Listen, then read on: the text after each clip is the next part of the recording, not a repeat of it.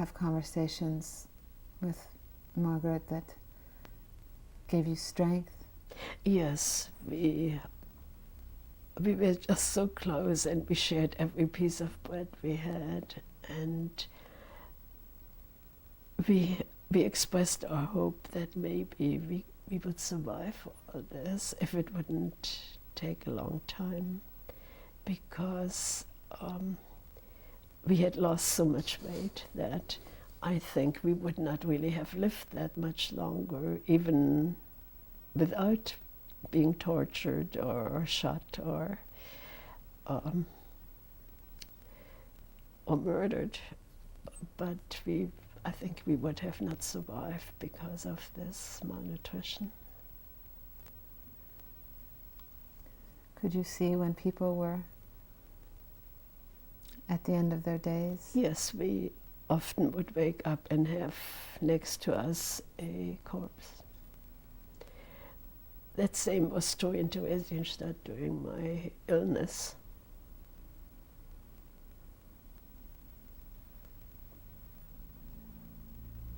Do you remember any prayers that you heard during that time? Was anybody, even under their breath, saying any? Not really, no. Perhaps because of these ordeals, maybe faith was not sustained. What about in your case? I did pray at night. The prayers I remembered from my childhood. I don't know whether it was out of conviction or whether it was what I was used to doing. Were you aware of any sense of time or months? I don't really believe we knew the dates. We didn't have a calendar. And if I think back now, I have a hardest time to remember, for instance, how long I was in Auschwitz, how long I was in Theresienstadt. It's just a surmise, more or less. What were some of the prayers that you remembered? Well, I remember the Shema, and I remember that since one of my camp supervisors, Jewish supervisor, who was very religious, she was brought up very religious, that I don't know for what reason I did this, but out of little stones I built the Yiborecho, the prayer which say, God bless you and keep you and shine your face upon you. This particular prayer I put out in little stones in Hebrew for her, and she enjoyed that so very much. I wished I would remember her name, but I don't. I only remember her face. What were her responsibilities? She was to see that discipline was maintained. She was the one who would wake us in the morning to again stand to be counted. Same in the evening. She saw to it that the camp was clean, and generally supervised discipline in the camp. Was her treatment of you? The treatment, unless you broke rules, their treatment was normal, all right. For you to give her that prayer, she must have been fairly kind to you. Well, I don't think she did any exceptions for anyone. I just appreciated, I think, what she was doing under the circumstances she had to do it. Because again, she was responsible to the SS. Did the SS come and inspect? No. No. Do you remember seeing any SS? Yes, while you of were course, they were with us as we While went you to were work walking. and coming home. Coming home, shouldn't call this home, coming back to camp. there? Was it the same guard or a different guard? They were mostly the same guards and one female guard. 2 male, 1 female. About how many hours a day did you work? It seemed forever, and I don't really know how long the day was. It was early in the morning. It was still dark when we left, and it was dark when we came back. But then it was winter, you know. But I don't recall during the spring when it was light how many hours. But it was a long day. Did you ever have a break during the day? No, How many meals? and nothing to eat except that one meal when we came home. And the bread ration, which we had to ration ourselves. We would get peas and it would have to last several days. When did you get that piece of bread? In the morning or in the evening? In the morning. How did you ration it? We just would eat a few bites, and sometimes if we finished ours, or if I finished mine, Margaret had some left, or if she finished hers and I had some left, we would share what we had left.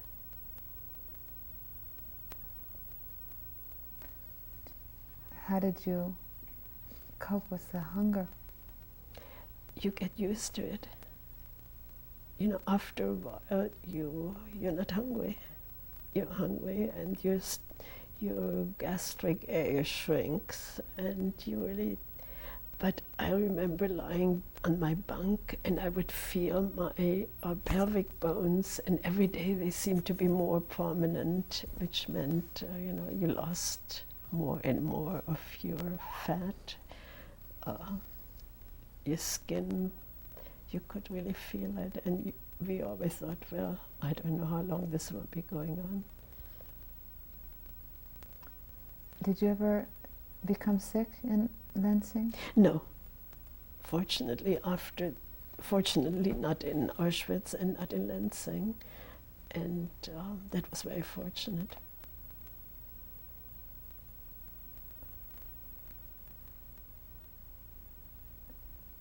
Will you describe for me a little bit more about the day that you were liberated?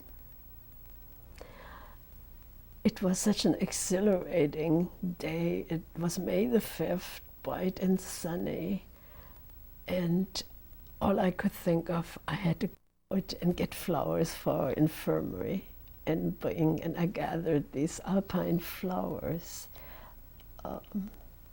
brought back to camp an armful of all kinds of wildflowers. And of course it was an unbelievable day for us. It was hard to accept our freedom. Took some time to get used to that. How many people had There survived? There were 400 in our camp. Many of the girls, there were mostly girls and women who came from Hungary. And I think most of us who had been brought to that camp survived.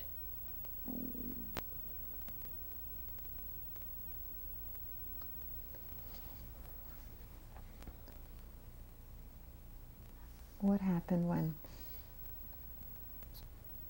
you decided to leave Germany? What happened to Margaret?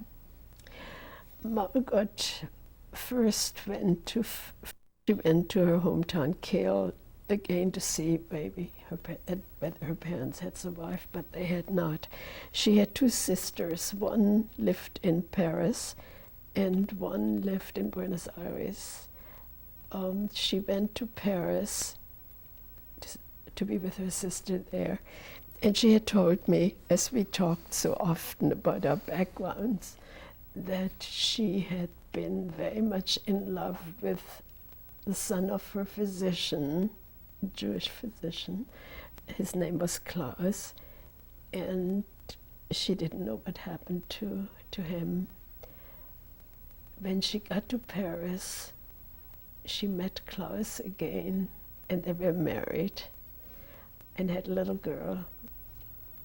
But during the time, France was in great upheaval with constant changes of regimes, and so they felt it wasn't very good economically to stay in France, and they went to Buenos Aires, where her other sister was. We corresponded for every holiday, every birthday, and Margot worked as a nurse, and she also studied and became a midwife. And then after a while, she worked in a clinic where most of the women came for pap smears and gynecologic examinations. She saw many women with uterine cancer who came in because of bleeding. And when she reached menopause, she started bleeding quite severely, and she imagined, like all the other women she had seen, that she had cancer of the uterus, and she insisted she wanted a hysterectomy, removal of the uterus. She had the surgery and died because of the poor medical facilities I think they still had in Argentina. I received a letter from Klaus saying, "You will never hear again from Margaret, this and this happened." And I was heartbroken. A few years later, when my husband attended a international meeting of pathology in Buenos Aires, I went with him and had a chance to meet Klaus, whom of course I only knew by description. And we had really a wonderful meeting, and to this day we correspond. What did you do when you arrived here? In New York. The arrival in New York was quite traumatic for me, as joyful as it was on one hand, but my sister, whom I hadn't seen in all these years, who had married and had a whole family, and they all came to the ship to welcome me, but they were all strangers, and it seemed very strange. Of course, my sister insisted that I stay with her and her husband, and they were very kind to me.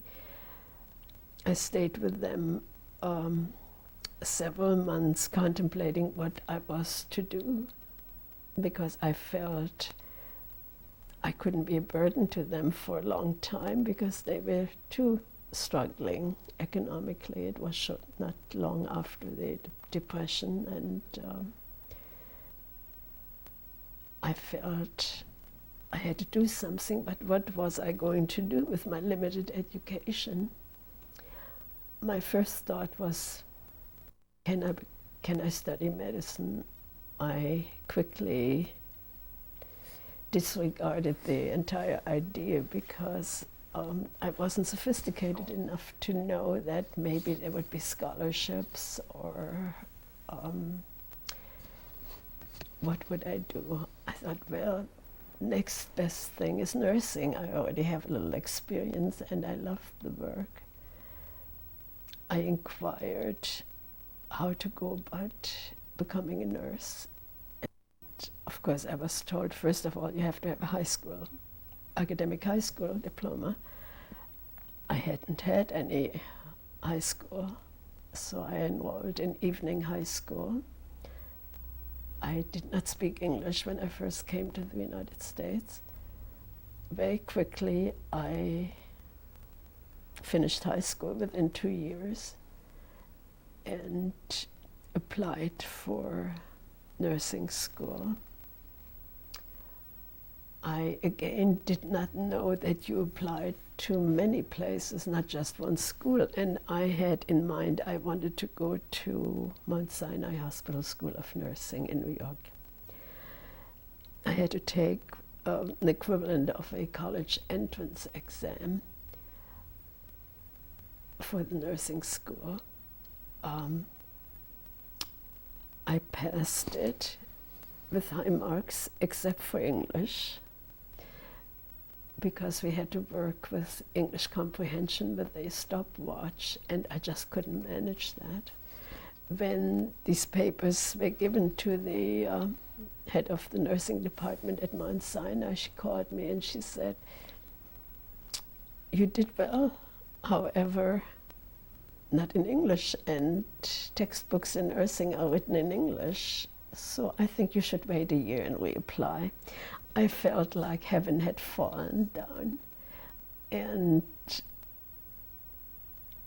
I enrolled for 1 year into a practical nursing school at Montefiore Hospital in New York, where I did not have to be that proficient in passing all these tests. I enrolled, was accepted, graduated on top of my class, and then reapplied to more than one nursing school. The head of the practical nursing school at Montefiore Hospital was a graduate of Beth Israel Hospital Medical Center in New York. And since I had graduated on top of my class from that school, she wrote a letter to the head of the nursing department at Beth Israel asking her to give me special consideration and accept me into the class of 1950. And I was admitted in the 3-year program. I graduated with highest honors after 3 years. I received an award, which was the award for highest scholastic average, and another award, which was the highest award given by the school for consideration of patients' welfare. This award came with a beautiful gold pin inscribed on the back for the reason for which it was given, and $200, and I felt very rich. And after graduation, I was asked to become a head nurse at Beth Israel Hospital Medical Center, and I was a head nurse on the female medical ward for 3 years, for 2 years, and then was asked to join the faculty of the school because I had gone on to get my baccalaureate degree at Hunter College. I accepted that position, and it was during the evening supervision of my students that I met my future husband, who was an intern, came from Philadelphia and was an intern at Beth Israel. We met in November, and in January he asked me to marry him. I found it very difficult to make that decision because I had work I loved. For the first time I experienced freedom, and it took me quite some time to make a decision to say yes. On July 1st, 1956, we were married, and we were married for 40 years. Very happily married.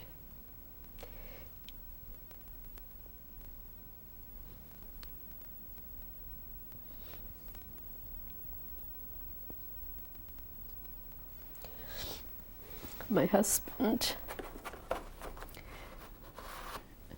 died 2 months ago of a heart attack. We have 2 wonderful sons, both of whom are physicians.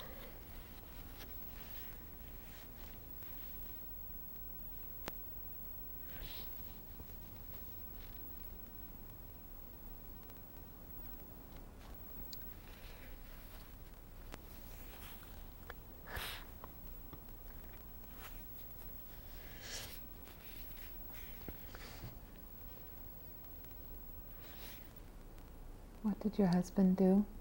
My husband was a pathologist.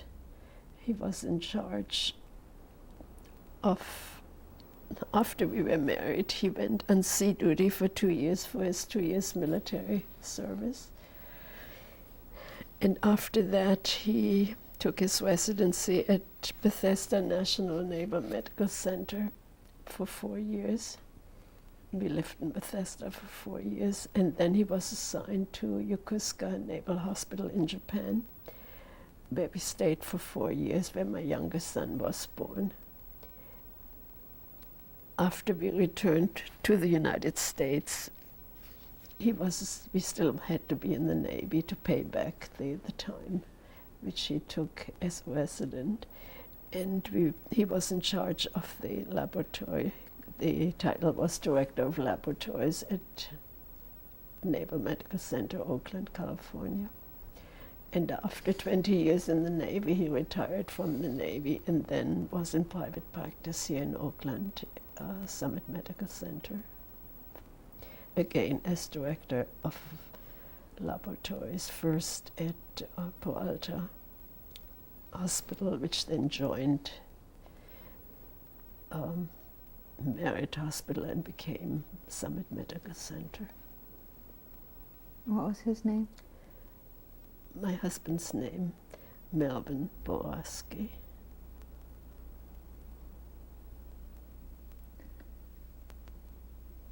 What about your siblings, Max and Irene? My sister Irene had a not good life. She married and after 6 years lost her husband of a heart attack at age 37. They had just bought a store which she tried to manage, but she couldn't really very well. It was not in the best neighborhood in New York. She was mugged, and she gave up that idea of managing the store, and she worked in a bakery for many years. She never remarried. My brother Max, who lived in New York at first, but during the time of his military service, when they had a baby, his wife moved with the baby and her mother to New Mexico, where her brother had a department store. He felt life would be easier for her there, and when my brother returned after the war, they enticed him to leave New York and come to New Mexico. He did it reluctantly, but he did it because he had a wife and child. And my husband would joke and say, "Here's Max, a German cowboy in New Mexico." He became very much acclimated to that life there, and both Irene and Max died the same year in, 6 years ago. They died within 2 months of one another.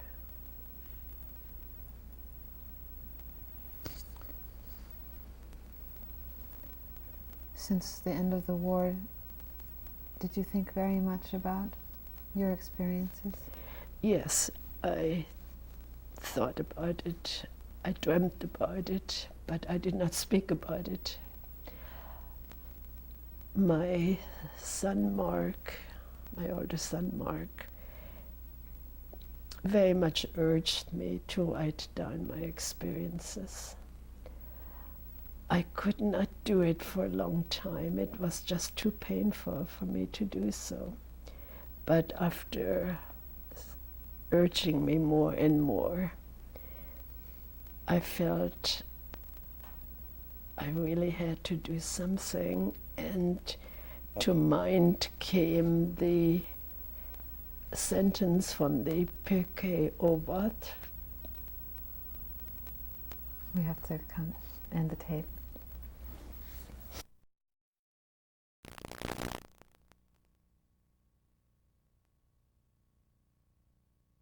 Five with Bertolt Borowski on December 22nd, 1996. When my oldest son Mark asked me to write down my Holocaust experiences, because I had not really talked about it freely, I resisted. I just could not bring myself to doing it. It was too painful to open all these wounds. But after a while, I realized that we had, as survivors, had a duty to do just that. And to mind came a sentence of the Pirkei Avot, which means the Ethics of Our Fathers, which says, you are not required, or it's not your duty to complete the task, but neither are you free to desist from it.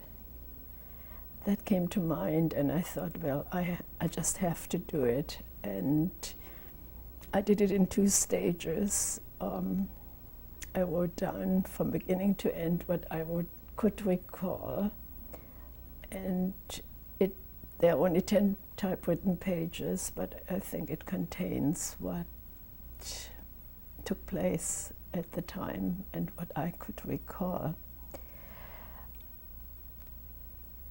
It is much to the credit of Steven Spielberg that he is committing such vast resources to document our experiences for future generations.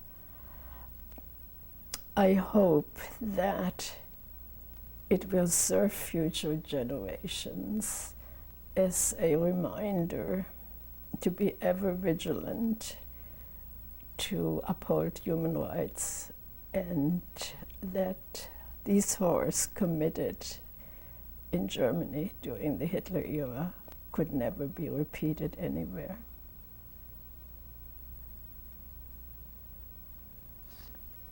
Is there anything that I haven't asked you that you'd like to add? I can't think of anything. I want to thank you very much for giving your testimony. You're very welcome. I'm happy I could do it. And as I've mentioned, I felt it a duty that those of us who remain alive today, and it would not be for many years until the last ones of the witnesses will have disappeared, that this testimony is to be preserved. Thank you. You're welcome. I'm going to make some coffee for you.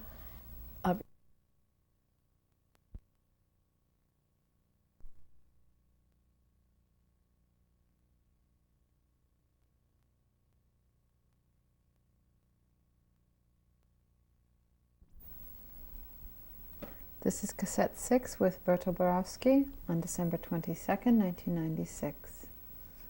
And we are now going to look at some photographs.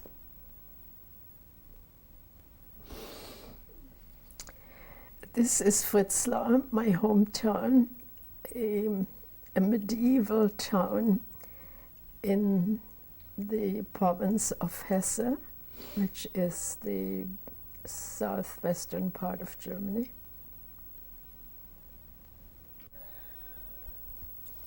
We are looking at Münsterstraße, the middle house to the right after the big wall is my home, where all 4 of us were born, and my father and his siblings were born.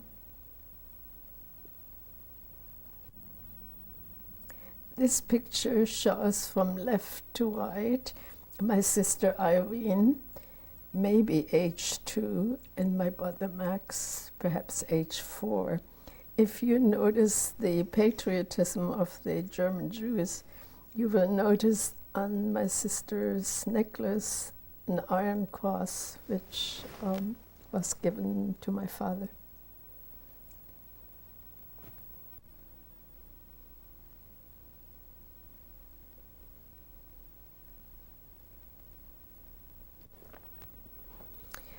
From left to right, you see the 4 of us. To the left, my sister Hilde. She must have been about 9 years old. My brother Max probably was 13 years old, and Irene 11 years old, and I assume I was about a year old.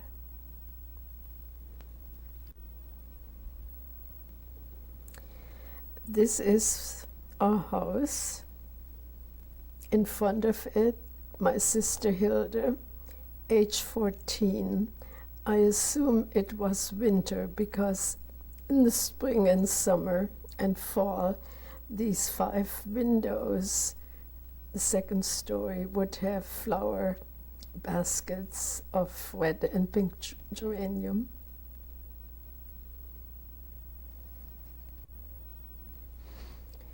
I am here, my first school day. The typical thing in Germany was that children would get these Zuckertüte, which is a cone of sweets, to sweeten the first day and make it less harsh. And I remember very well that day. How old are you there? 6 years old.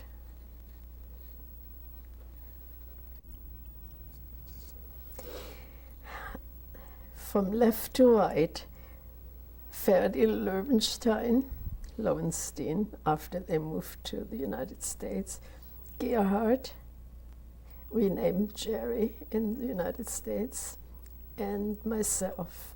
These 2 children were my playmates.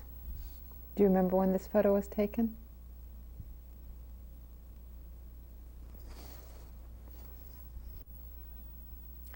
This is my brother Max. I believe it was taken shortly before my parents sent him to the United States. He must have been 19 or 20 years old.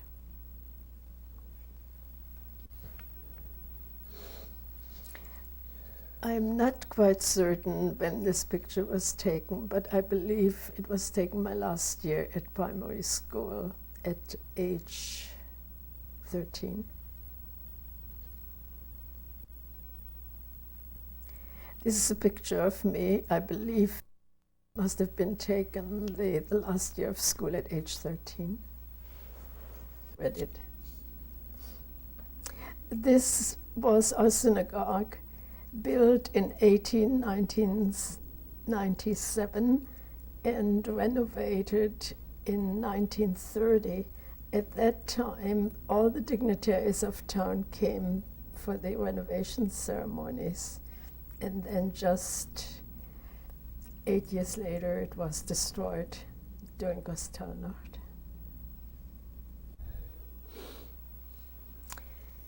You see here the interior of our synagogue with Lehrer Krohn, who was my Sunday school teacher. He was the cantor and rabbi at the synagogue. They moved from Fritzlar to Hamburg, from where they were transported to Litzmannstadt, where he and his wife died. His only son survived because he was sent with a children's transport at age 13 to the United States. And what was his son's name? His son's name is Walter Krohn, who is a lawyer in Lansing, Michigan at this time.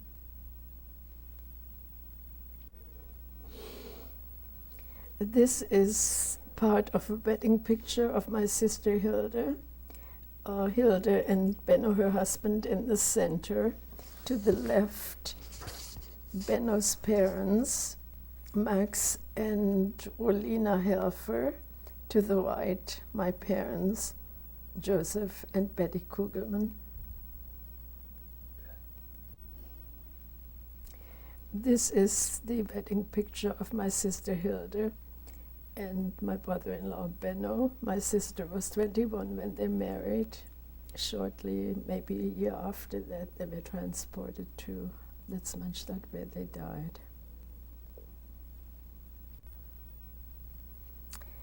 This is the interior of the sukkah at the Waisenhaus or orphanage in Hamburg, where my uncle, who is there at the table in the center with the yarmulke, was the director of the orphanage.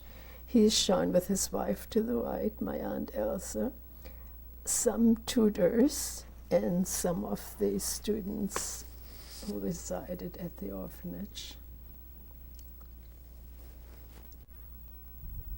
This is my cousin, Dr. Max Plaut, whom I mentioned in my story as the leader of the Jewish community Hamburg and Northwest Germany. When was this photo taken?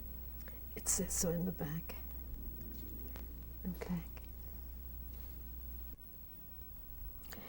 My cousin Max Plaut was exchanged for some German prisoners to Israel. After the war, he came back to Hamburg. He died in Hamburg, and this picture was taken in 1954. This was a certificate issued us after liberation, stating that we were kept in captivity in German concentration camp from the 25th of June 1943 till May the 5th, 1945. This is the opposite side of the certificate we just saw. The stamp is from the military command telling anyone who would encounter us that there was no objection to our travel. The U.S. military? U.S. military. This letter was sent to me by my cousin, Dr. Max Plaut, from Tel Aviv, Israel. He directed it to the hospital in Lansing, Oberdonau. He must have found out that I was there, and it was delivered to me. And what is the hospital number?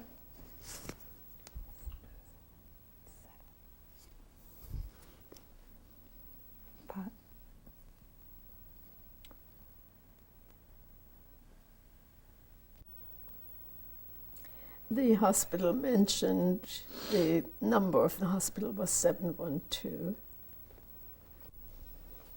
This is the home of Mrs. Hammerschlag in Bad Wildungen.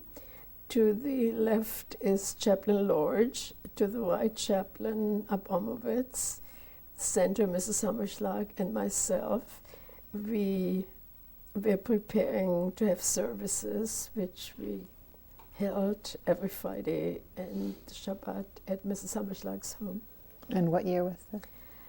This was taken in 1945, the end of 1945. This is my beloved husband, Melvin Borowski. We were married in 1960. This picture must have been taken right after he joined the Navy, which he had to do for 2 years. The year must have been 1960 or 1961. This is my wedding picture taken in New York in 1960, July 1st, 1960. I'm sorry, I made a mistake. It's 1956. July 1st.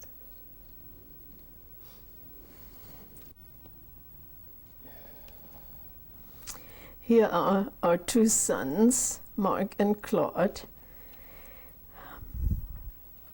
This picture was taken in Nagai, Japan, where my husband was director of laboratories at our hospital in Yokosuka, Japan, Navy base, Yokosuka. The year must have been 1967. Claude was 3 years old and Mark was 7 years old.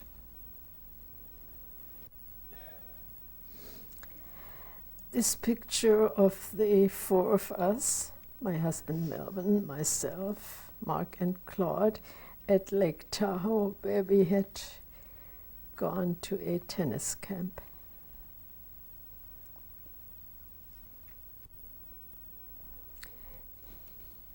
This is my older son, Mark. I'm showing these photographs of both sons because they couldn't be with me today. Both are residents in various specialties, and one is in Chicago, one is at the University of Virginia.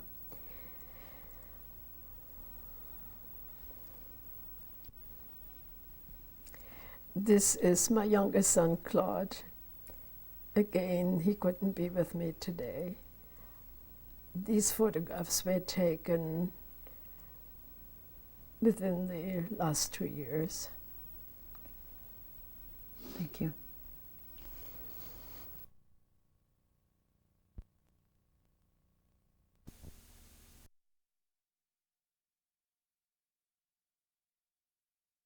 And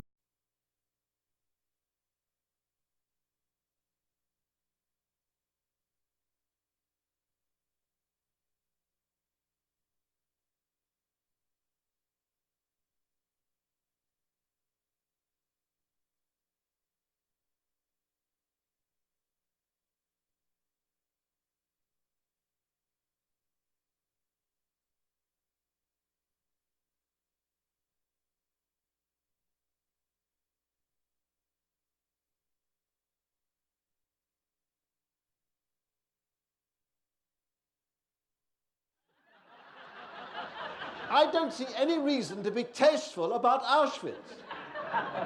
I say to you quite tastelessly that more women died on the back seat of Senator Edward Kennedy's car at Chappaquiddick than ever died in a gas chamber at Auschwitz.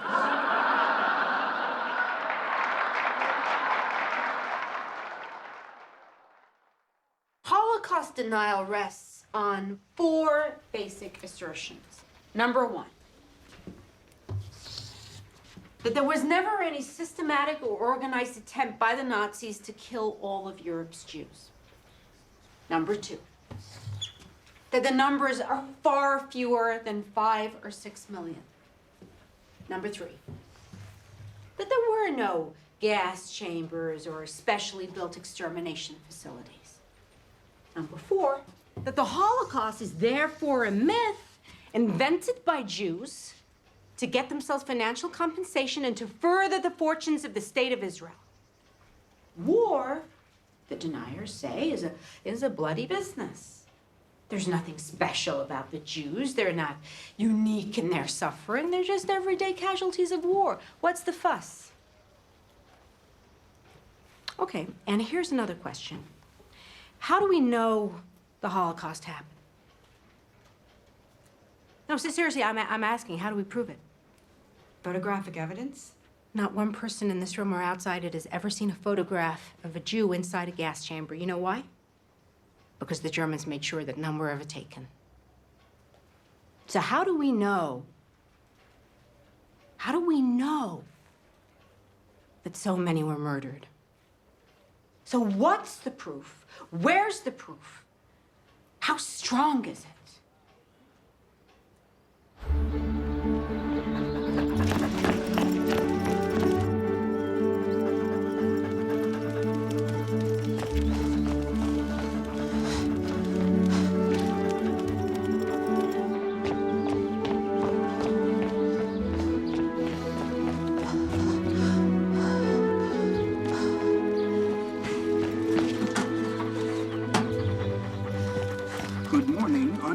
Veterans Day. The ceremony is being held today here in Washington and across the country.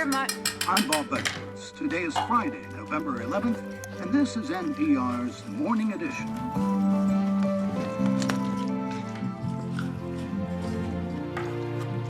Last week, Warren Young pitched posters to a plan that would dissolve the SPC to form a new group that would embrace politicians from both inside and outside the party.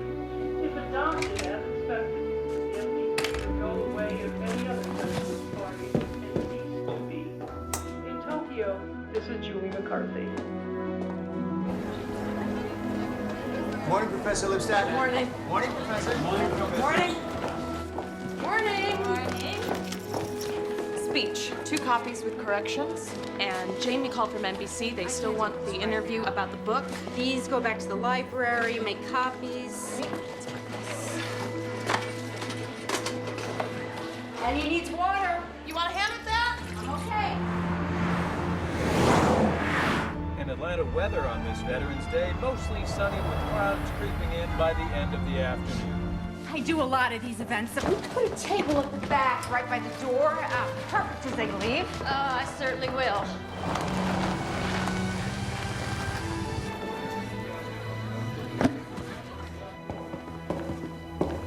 Any writer will tell you at these events, you always sell 37 books. No matter what size the audience. It's 50 people, 37 books, and I'm wondering, is it fixed? You think it's fixed? Thank you so much, Deborah. But I think we got to get this thing started, yeah? Everyone, it is my pleasure to introduce the holder of the Doe-Roth Chair in Jewish and Holocaust Studies at Emory University and the author of Denying the Holocaust, The Growing Assault on Truth and Memory, Deborah Lipstadt.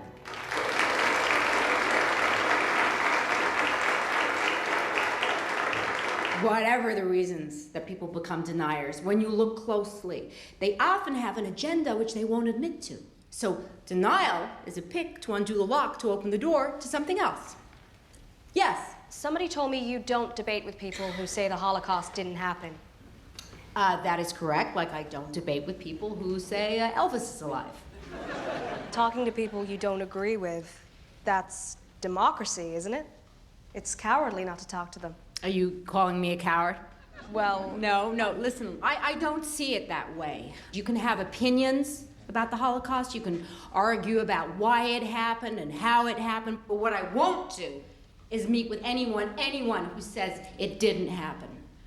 Because the Holocaust happened. It happened. And that isn't opinion, that's fact. And I won't debate fact. In your book, why do you continually denigrate the work of David Irving? He's a scholar. He's discovered all sorts of primary sources no one else knew about. Well, to be honest, I don't think I do denigrate him. Actually, I don't really think about him that much. I don't think he's worth my time. Yeah. Yes, sir, gentleman in the back. Professor Lipstadt, let me reveal something to you, Professor. I am that David Irving about whom you have been so rude. Yes, I am he. And it puzzles me that you think yourself qualified to attack me, given that I have 30 years' experience in the archives. And my books have been published by some of the greatest publishing houses in the world. Viking Press, William Morrow, E.P. Dutton. I have to conclude that the reason you don't engage with people you disagree with is because you can't. And you might learn some facts.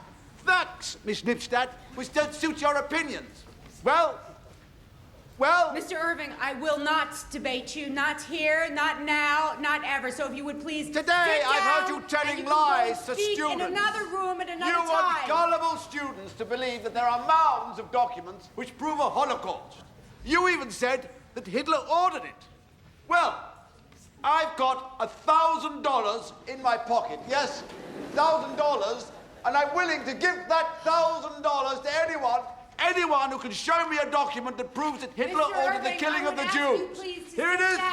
This is not your Q&A. You can go and speak somewhere else, but not with me. Who paid for you Not to here, write your not book? now. Who is it that finances all your expensive trips Sit around down. the world? Mr. Irving, You talk sit about down. documents. Who do you think you I have a document here. this guy. It's an aerial photograph of Auschwitz. Miss Lipstadt not only won't debate, she calls security to stop me from debating. Right, well, I'm going to need you to so be sit it. down. If anybody wants, I shall be signing my books after the event. My books, they're free. Come and get one. Thank you. $1,000! Example of real history. We're able to identify real history opposed to manufactured history and sentimentalized.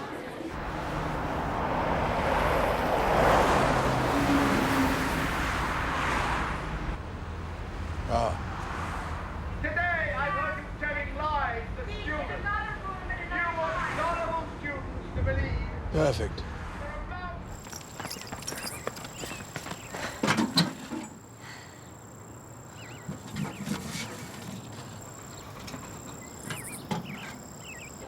Deborah, I'm glad you've called. It's wonderful to hear from you. I'm guessing you got our letter. That's why I'm calling. Irving's just sent us notice of a suit to be filed in the High Court because we failed to withdraw the book. The High Court? The High Court in London. It's a libel suit. He's saying you're part of a concerted worldwide conspiracy to rob him of his reputation as a professional historian. And thereby of his livelihood. I wish. So what's the next step? Next step is you tell us if you want to fight.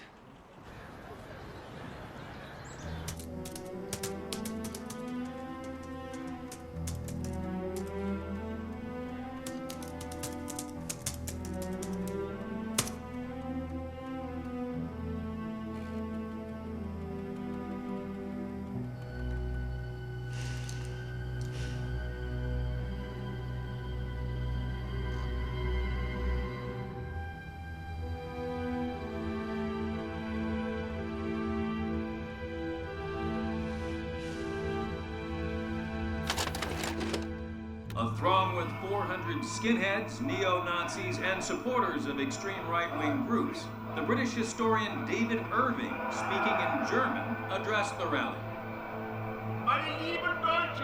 Telling them that Germans no longer had anything to be ashamed of, praising Hitler's deputy Rudolf Hess as a German hero and a martyr.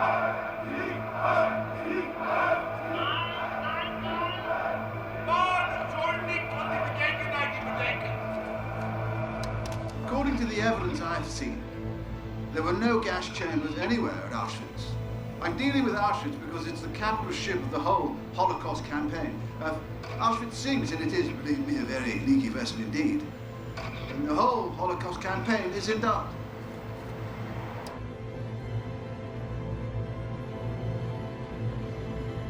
I've decided.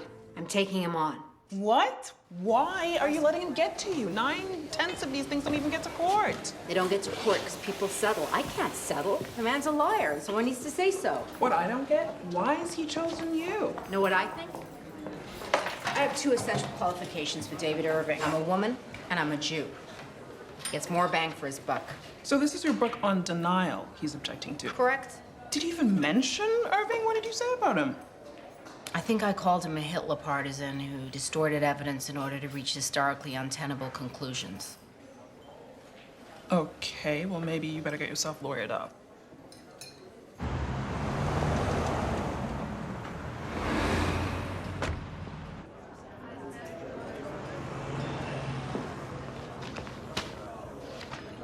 Here you go. You must be Anthony Julius. And you must be Deborah Lipstadt. Please. Good of you to come all this way. It's my pleasure. It's nice to combine our meeting with a lecture. Anti-Semitism and the poetry of T.S. Eliot. Yes, correct. I'm looking forward to hearing you speak. You're not afraid of taking on the big boys. I try not to be. In fact, I was wondering if it was my interest in anti-Semitism which made you consider me to represent you. In fact, not. Or if it was the Diana thing. No. Someone I know said to me, you need a junkyard dog, and in England, that's Anthony Julius. Right. Junkyard dog? Someone who's going to be ferocious in court. Oh, well, I'm afraid I don't appear in court. I prepare the case, I don't present it. In Britain, solicitor and barrister are two quite different functions. And you mentioned the Diana thing. I don't know what that is. Diana is the Princess of Wales. Well, yes, I know that. I just don't know what your connection to her is. No, just that Diana needed a divorce, and I acted for her. You represented her? Yes, yes. But I thought you did defamation. Well, you're quite right. I put that point to Diana herself. I said, I've never handled a divorce case before. And she said, oh, that's all right, Mr. Julius. I've never been divorced before. Interesting woman. Deborah, I have to warn you that there's a reason why he's bringing the case in London. I wondered about that. Thank you very much. You're welcome. It's to his advantage. Over here in America, if you're accused of defaming someone, then it's up to them to prove that what you said is untrue. In the UK, the reverse is true. Wait, I have to prove what I said was true? Correct. But I'm the innocent party. A man accuses you of something and it's your job to prove he's wrong? It's against natural justice. In the US, there's a presumption of innocence. Yeah, not in the UK. Tricky, isn't it? So what do you know about Mr. Irving? Well, I've read every word he's written. I know some of the personal stuff. His father abandoned him when he was 4. He fell in love with Hitler when he was 8. His brother said he used to run around bombed out buildings in London during the Blitz, shouting Heil Hitler. He's self-educated, extremely proud of it. He learned his German working in a factory. I hear it's perfect. Yeah, how's yours? Adequate. He wants it both ways, Mr. Irving. He wants to be the brilliant maverick, the provocateur who comes along and reinvents the Second World War, but he also wants respect, the respect of his colleagues in the club. England's a club, Deborah, and he wants to join. But he's an anti-Semite. You'd be amazed how many military historians see that as just a detail. They see him as a serious historian who happens to see things from Hitler's point of view. Yeah, but it's not a detail. You know, I think it's at the center of everything he thinks and does. So do I. Yeah, he's a liar and a falsifier of history. Yes, and this may be the chance to say so. My mother named me Dwora. You know what it means. Leader, defender of her people, warrior. There was an expectation when I was a kid. My mother always said there was going to be an event, that I was picked out, that I was chosen. Well, here it is.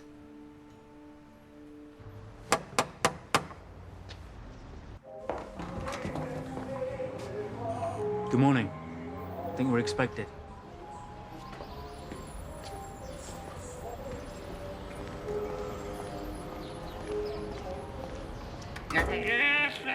Oh, goodness me. Oh, yes. Hello. Delighted to see you. I'm David Irving. Here, take Jessica, please. Darling, Daddy's just going to be busy for a minute. Here we are. A little treat for you. Yes, open. And what's it going to be? Oh, a red one. Ooh. Darling. Bye-bye. You must be bringing me Miss Lipstadt's documents. Yes. It's everything that contributed to her analysis. Full extent of her research. You must be our representatives. Yes. I'm James Lipson, and this is Miss Tyler. She's our paralegal. Paralegals, indeed. David against Goliath already. You must work with the famous Mr. Julius. Yes. Gonna be a fascinating encounter, don't you think? Fascinating. As I see it, it's academia versus the rest. Remember, the greatest historians have never been academics, we're outsiders. Cato, Thucydides, Gibbon, Churchill. I feel a very strong team. Perhaps you'd like a cup of tea? No, thank you. There's just one more thing before we leave. You keep a diary? Yes, yes. Well, we'd like to apply to include the diary in the process of discovery. You're smiling. Well, I don't much fancy the prospect of Miss Lipstadt poring over my private writings. Oh, no. Access would be limited to us, the legal team only.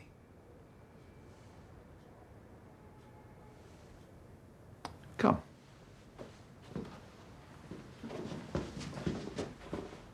I've kept a diary for 20 years.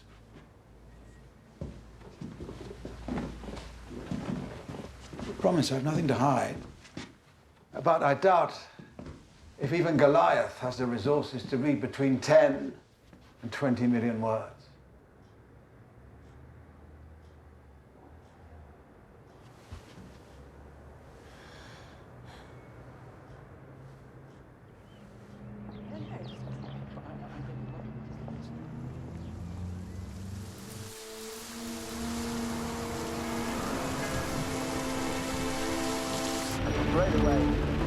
perhaps tonight, Gareth Southgate could be the toast of Rio, because Villa are 2-1 up at the home of the league leaders, Leeds United. Let's get the latest on that now. Harry Blake.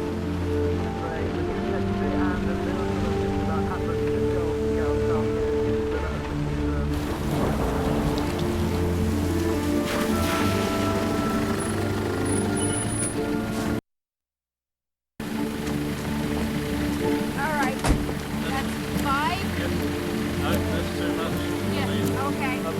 Have a nice day.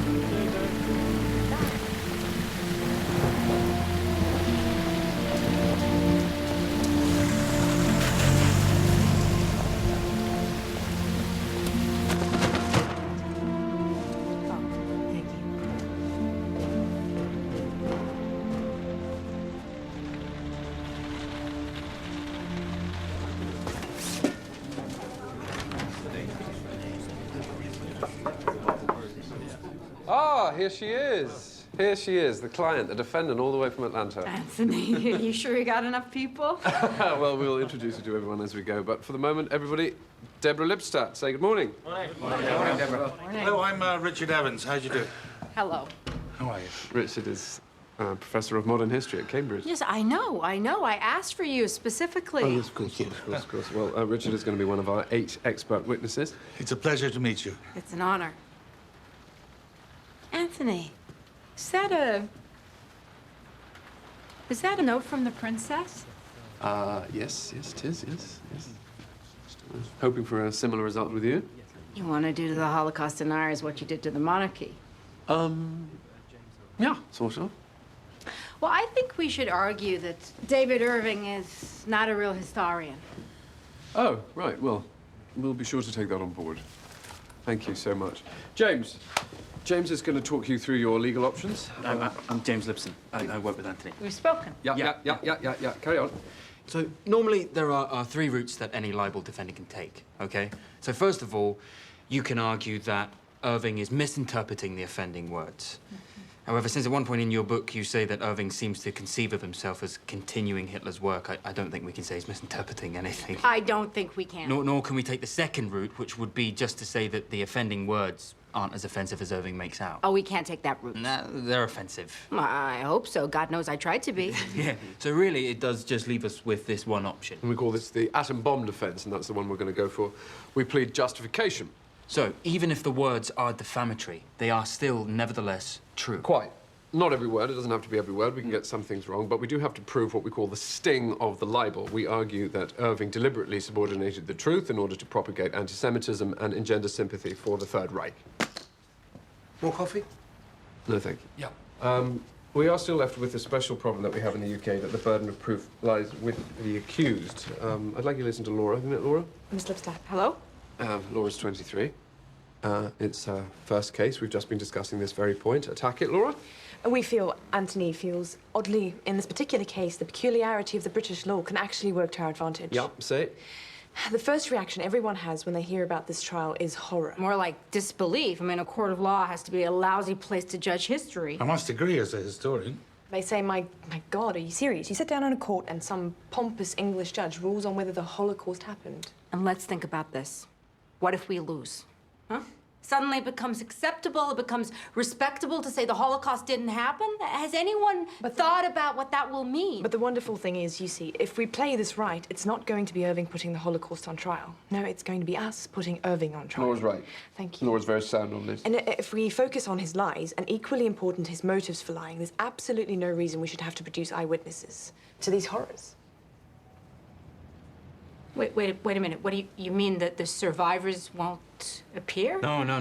We don't want them to. You don't want their testimony? No, under no circumstances. Why not? Why the hell not? Because even to let survivors appear would be to legitimize his right to question them.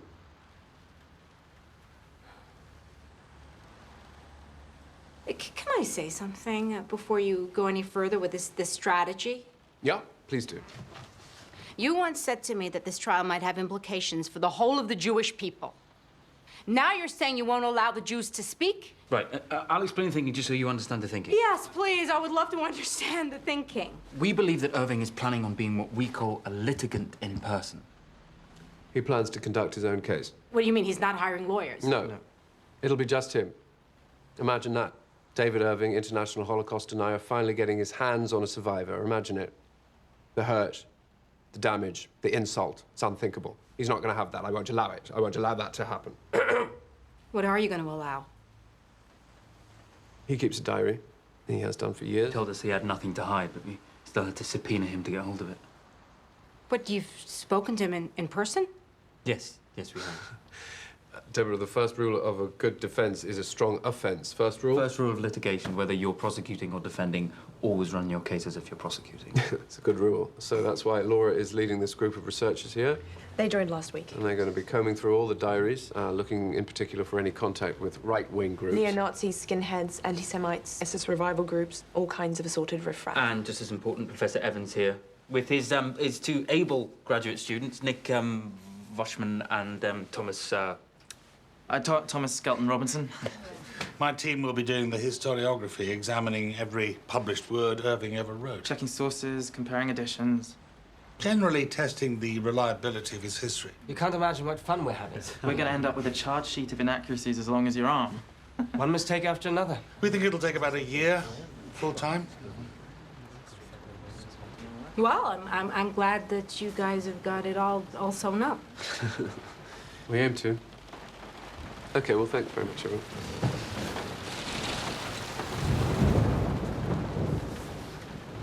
As you know, we had been planning to do everything for free, but given the mounting scale of the thing, I think we may need to revisit the question of charges. Of course, if we lose, the firm would be happy to carry the costs, but we will need some support. So you are allowing me to do something. I get to go fundraise? Yes. Whatever you can do.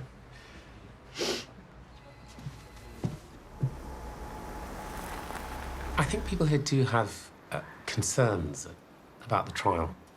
The community is very keen to support you. I'm glad to hear it. But we're also interested to know what you're thinking. Mr. Julius is a very brilliant young man. He is. Can we speak frankly? Please. There's some fear you may have fallen under his spell. You won't be the first woman to be attracted to his intellect. Diana.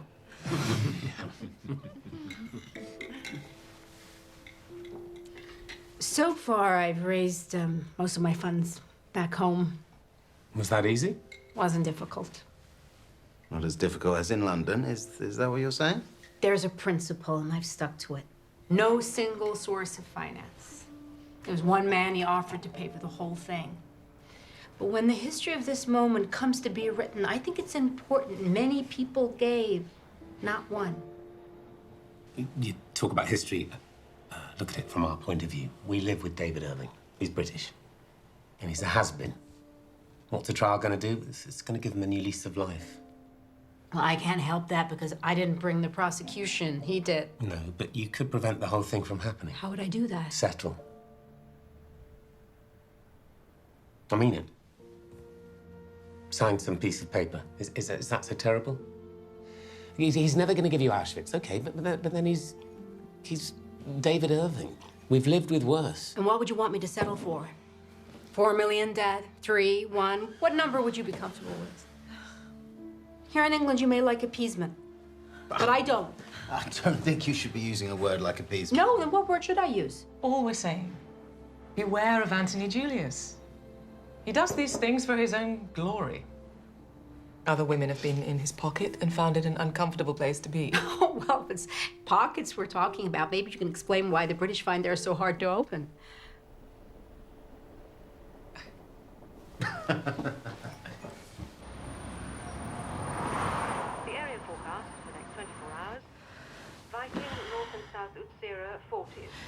Southwesterly, veering northwesterly, 6 to gale 8, perhaps severe gale 9 later. Rain, wintry showers, moderate or cool.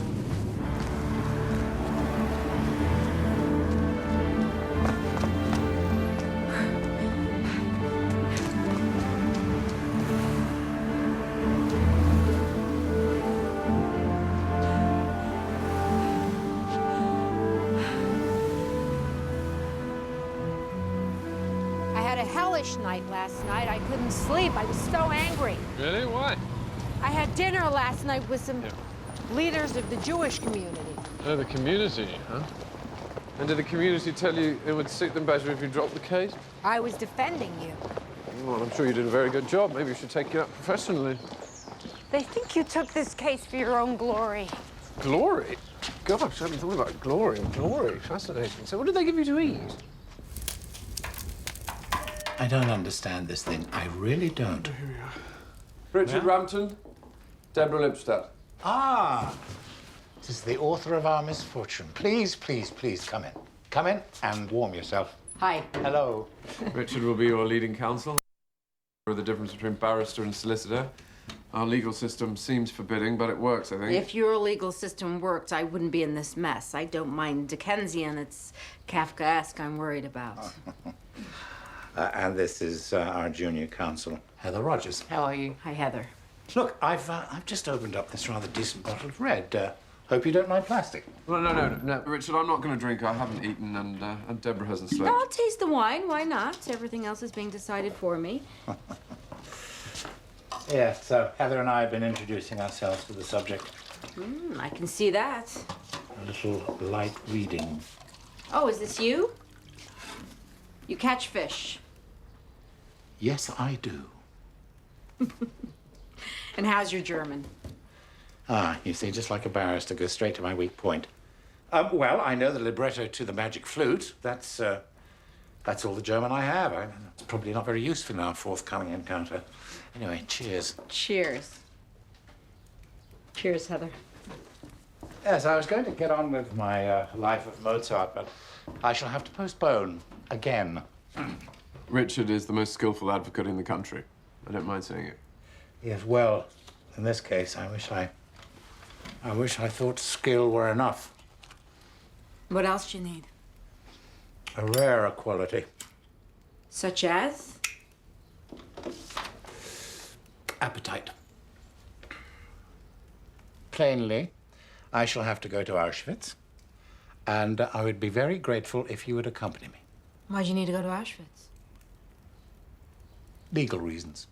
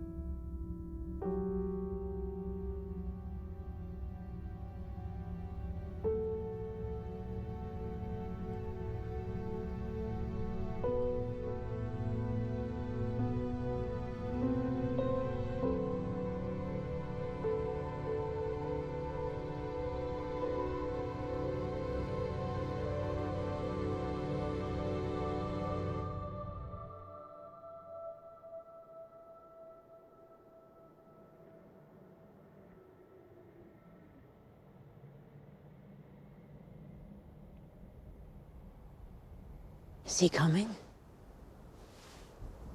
He wants us here, and then he doesn't show up. He's late, that's all. He's often late. Is he late for court?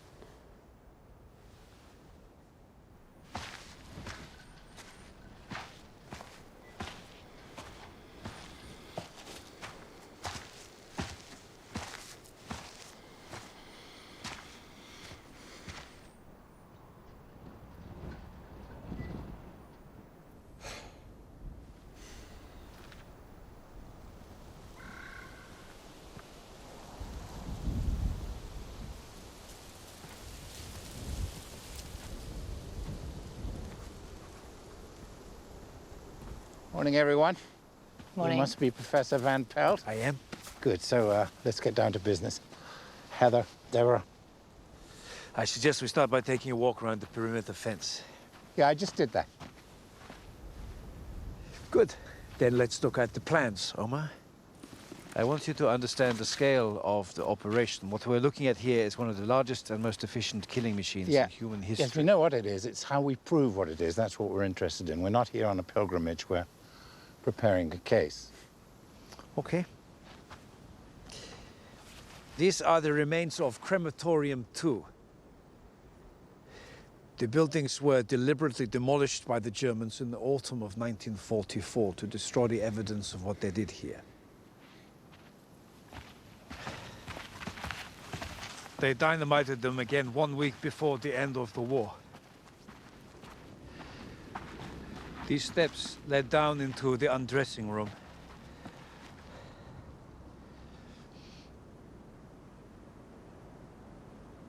The Aulet drawings, please. David Aulet was a French artist, a survivor. He was able to draw a lot of what he saw here. He made a drawing of this arrangement here. These are the steps in the drawing.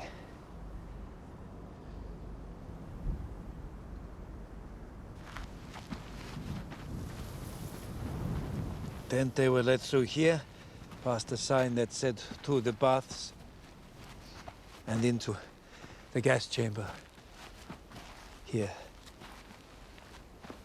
Please watch your step, tread carefully. This is a shrine.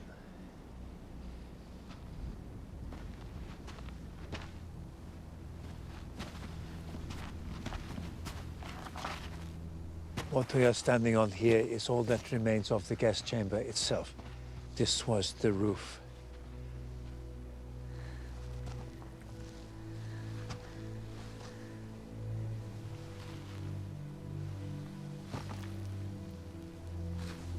The chamber was right under here, under our feet.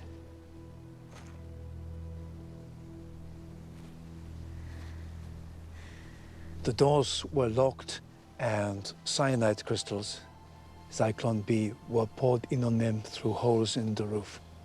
1, 2, 3, 4.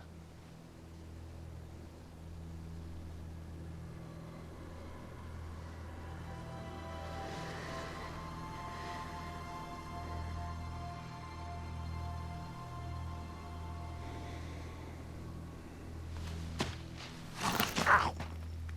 Shit!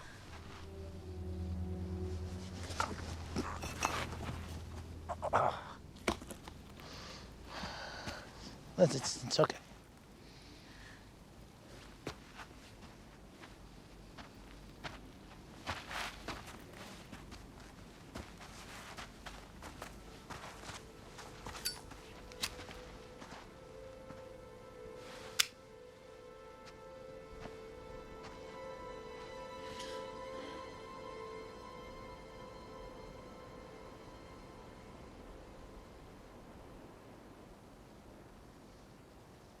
Now here are the delousing chambers. Typhus was a terrible problem in the camp, and the lice that carried it had to be destroyed. Right, now we get to it, so we need to talk about Leuchter. Yes, I'm coming to Leuchter. Yeah.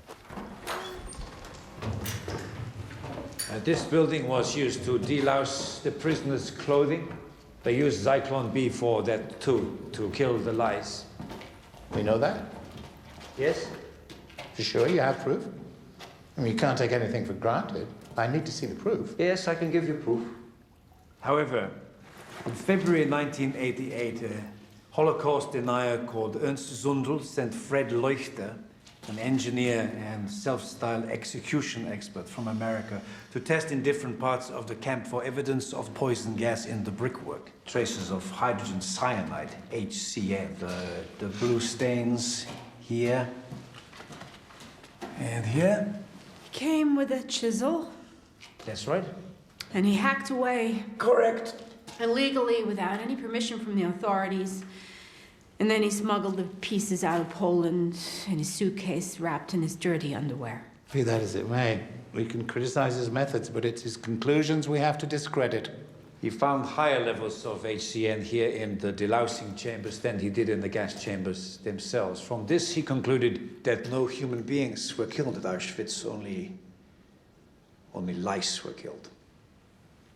Why are we talking about Leuchter? I mean, he's really not worth the paper he's written on. Well, so you say. Now say why. I'll tell you why. Because of course there was a higher concentration in here.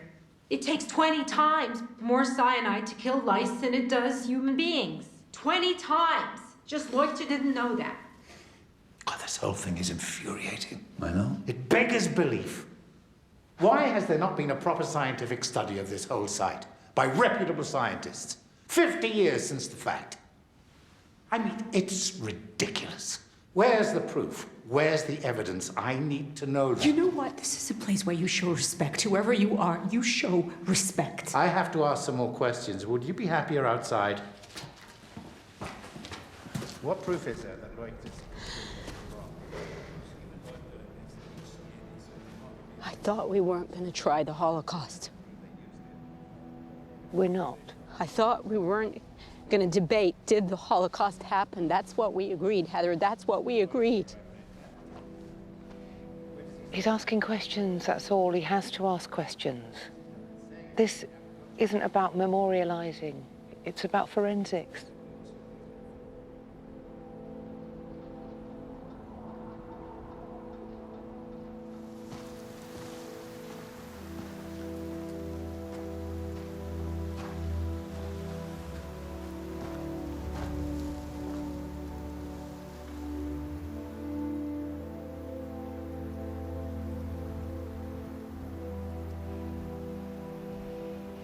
God full of mercy, who dwells in the heights, provide a sure rest upon the divine presence's wings, in the realm of the holy, pure and glorious, whose shining resembles the sky.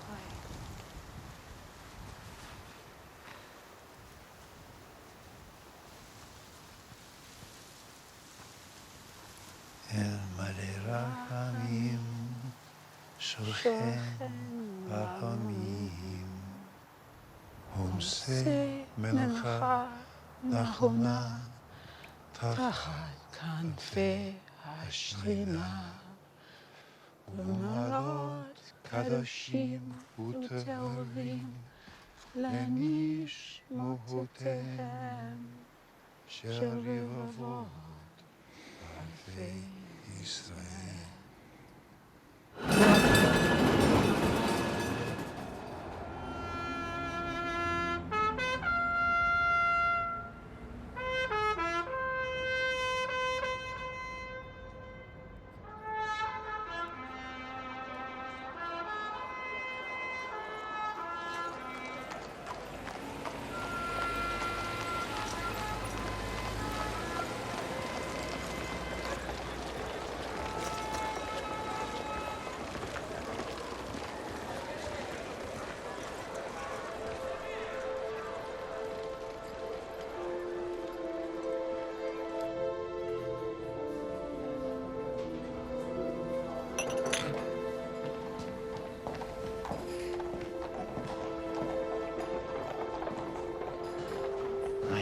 What do you drink? Thought you might need it. Thanks. I think I do. You get what you wanted from the visit? Deborah, you mustn't characterize me as being without feelings. I have feelings. What did you feel today? Oh. Shame. I had this terrible fear that if I'd have been ordered to do some of the things we saw today, then I would have agreed out of weakness. Well, it's honest of you to say so. Well, that's how it is. The world is full of cowards, and I've always had this really nervous feeling that I was one of them. There's this line from Goethe, Der Feige droht nur, wo sicher ist, means the coward only threatens when he feels secure. I thought you didn't speak German. You learned German in the last year. Well, I had to master all these documents. Irving had 40 years start on me, so I had to catch up. Did you? No.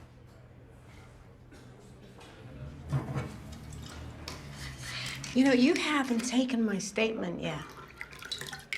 No, I haven't. Why is that? Well, Anthony didn't talk to you? No.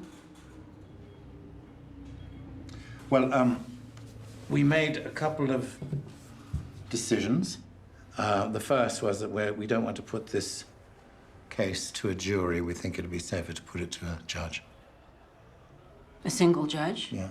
What, the whole thing decided by one man? Is that a good idea? Well, we were worried about the kind of antics that Irving might get up to with an audience of 12. I'm surprised it's our choice. Well, it isn't. He has to agree. Why would he do that? We have a notion. And the other one? I'm sorry? Well, you said a couple of decisions.